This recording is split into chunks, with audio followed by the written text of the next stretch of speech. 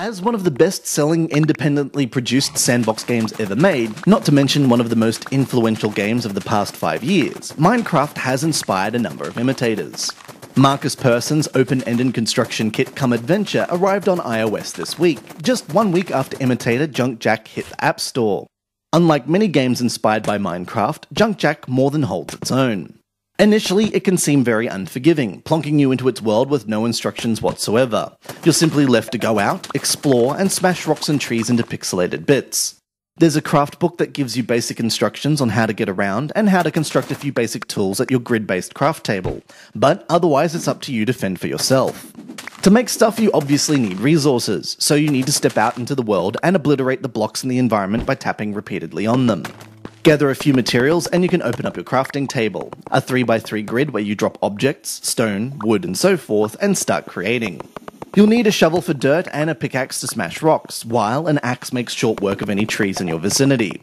A hammer can break up chests and usable items, and then if you want to upgrade your tools, you'll need an anvil. Once you have the necessary base materials, you place them in the grid and voila, a new tool is yours. In a cute touch, the shape representing the tool in the grid resembles the tool itself. Of course you'll need a sword too, because here be monsters. In truth, they're more a minor irritation than something to be feared, but their presence lends a certain tension to your trips away from home. You'll need to craft torches when night falls to ensure the monsters don't spawn near you, which is just a matter of combining coal and wooden planks.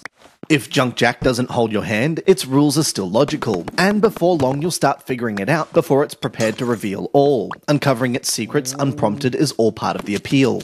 Though less expansive than Minecraft, it's a good fit for iOS, and its pixel art visual style has plenty of charm, as does the dinky chiptune soundtrack that'll have you whistling while you work.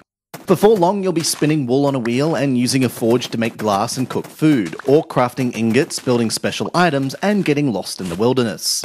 The only real niggle you'll come up against is the controls. Icons are small, and rearranging your inventory can be excruciatingly awkward. It's not entirely ruinous, but a few interface tweaks would help. Junkjack isn't for those who prefer straightforward objectives, or indeed any kind of goal at all. Some will find it overwhelming, but its gloriously freeform setup should find it a solid fanbase, even if it looks set to be crushed in the popularity stakes by the game that clearly inspired it.